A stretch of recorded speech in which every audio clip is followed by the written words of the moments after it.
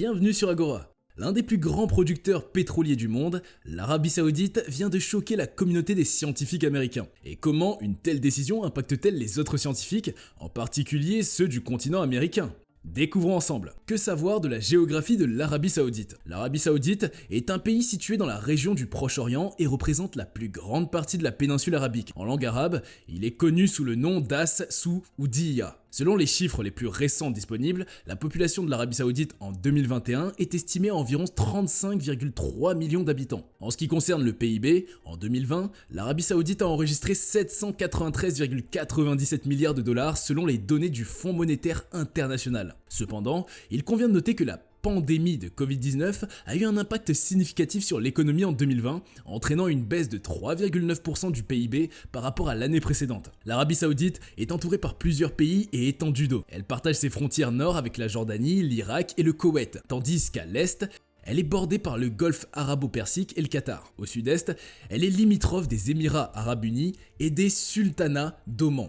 Et au sud, par la République du Yémen. À l'ouest, elle est entourée par la mer Rouge et le golfe d'Aqaba. Les frontières du sud-est et du sud ne sont pas précisément délimitées et font l'objet de contentieux avec les pays voisins. Depuis la réforme administrative de 1993, le pays est divisé en 13 districts administratifs, chacun ayant un gouverneur nommé et une assemblée constituée de notables locaux. Les grandes villes élisent leur propre gouvernement municipal et les autres villes et villages sont administrés par des conseils d'anciens. Riyad est la plus grande ville d'Arabie Saoudite, avec une population de 1,9 million d'habitants. Jeddah est une ville portuaire située sur la mer Rouge, tandis que la Mecque est la capitale religieuse de l'islam et le plus grand centre de pèlerinage de la religion. Médine, également appelée la ville en arabe, est une ville sainte, tandis que Daman est le centre pétrolier du golfe arabo-persique.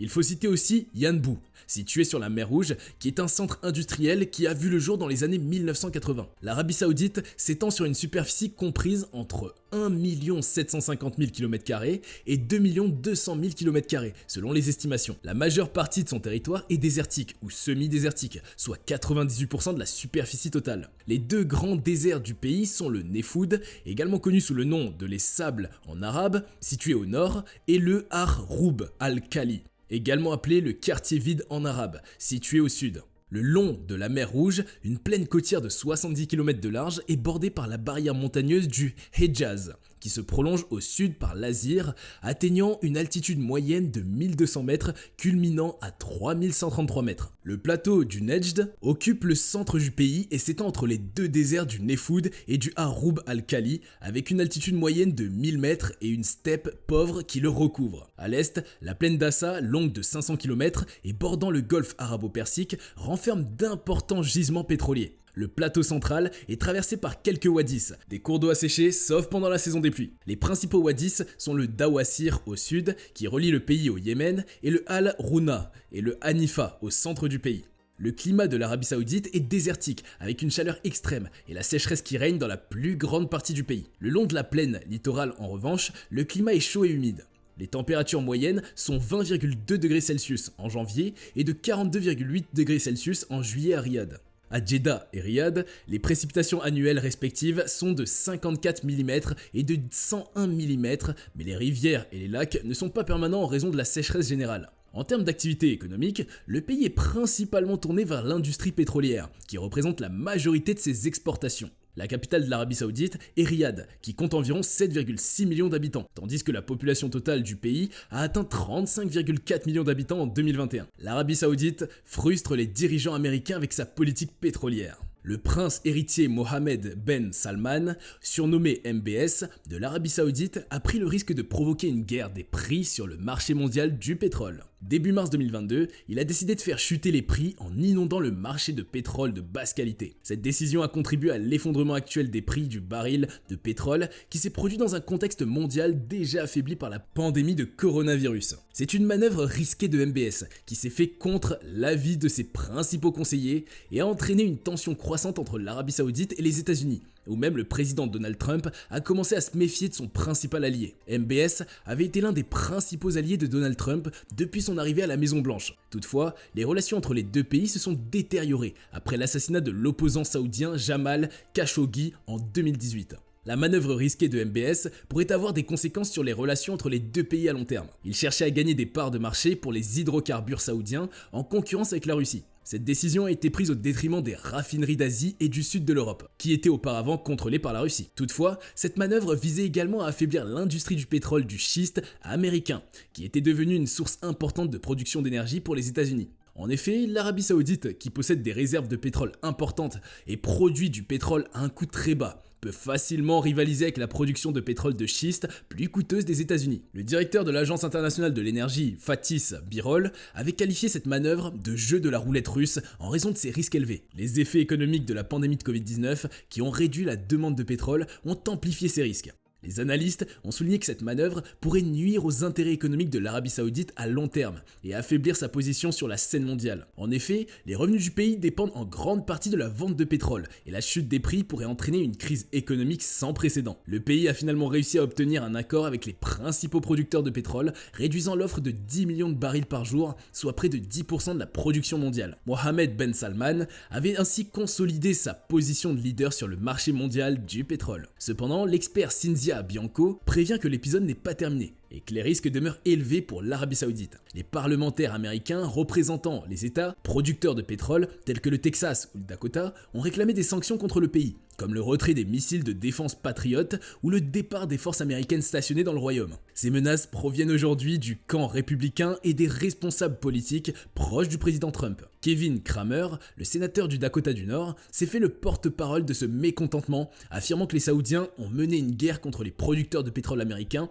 pendant que les États-Unis défendaient les leurs. Il a également averti que ce genre d'action ne s'oublie pas facilement. Les républicains sont mécontents des actions de MBS car elles portent atteinte à la volonté de Donald Trump d'assurer la domination énergétique des États-Unis et nuisent également aux producteurs de pétrole américains. Le secteur pétrolier américain est actuellement en grande difficulté, menacé de faillite à cause de la pandémie de Covid-19. Il représente des dizaines de milliers d'emplois, une situation qui ne sera pas sans conséquence pour Donald Trump en pleine année électorale. Le président américain a toujours soutenu un prix du pétrole abordable, considérant que cela correspondait aux attentes de son électorat qui se déplace beaucoup en voiture. Il y a aussi la promesse de domination énergétique et d'indépendance pétrolière, qui était l'un des piliers de sa politique Make America Great Again. Cependant, les enjeux pour MBS sont tout aussi importants. Après avoir réussi à obtenir un accord avec les principaux pays producteurs pour réduire l'offre de pétrole, il risque maintenant de mécontenter l'Amérique. La crise économique due à la pandémie de Covid-19 n'a fait qu'aggraver la situation financière de l'Arabie Saoudite, qui a dû réduire son budget annuel de plus de 13 milliards de dollars. Avec de grandes inégalités de traitement et des rentrées financières liées au pèlerinage de la Mecque réduites à néant, des plans d'urgence budgétaires sont sur la table qui pourraient signifier des coûts budgétaires supplémentaires de 50 milliards de dollars. L'annonce de la trêve au Yémen, après une intervention de 5 ans, pourrait également être une tentative de soulager le fardeau financier du pays face à l'effondrement du prix du baril. Mais la situation économique reste préoccupante et les risques sont élevés, notamment en ce qui concerne la satisfaction de l'Amérique. Remontons un peu plus dans le temps pour en apprendre beaucoup plus sur l'histoire du pétrole saoudien. La découverte du pétrole en Arabie Saoudite et au Moyen-Orient. Le Moyen-Orient est devenu un enjeu stratégique majeur dans l'histoire pétrolière depuis la découverte du pétrole en Iran en 1908 et en Arabie Saoudite, Bahreïn et Koweït dans les années 30. L'entrée des compagnies américaines dans la région est le principal phénomène de cette étape. En 1928, l'accord de la ligne rouge détermine les principes d'une action collective des compagnies américaines et des intérêts anglo-français. Les compagnies pétrolières sont alors les seules à détenir les prérogatives pour l'exploration, la production, le transport, le raffinage et la distribution du pétrole. Les États producteurs cèdent l'essentiel de leurs prérogatives aux compagnies sous forme de concessions, avec des contrats de très longue durée. Elles versent un pourcentage sur la production et, le cas échéant, un droit d'entrée et un loyer annuel en échange de l'exclusivité de la production et de l'exploitation. Jusqu'au milieu des années 50, les majors dominent totalement l'industrie pétrolière dans son ensemble. Seuls Bahreïn et l'Arabie Saoudite sont exportatrices de pétrole, tandis que le Moyen-Orient est essentiellement constitué par l'Iran et l'Irak. En quelques années, l'Arabie Saoudite et le Koweït vont accéder au rang de producteurs majeurs, et le Moyen-Orient deviendra de plus en plus le pivot de l'économie pétrolière mondiale. Les années 1950-1970, dans le marché pétrolier, ont été marquées par l'accroissement rapide de la production et de la consommation de pétrole, la décolonisation et les revendications des États consommateurs exclus du cartel.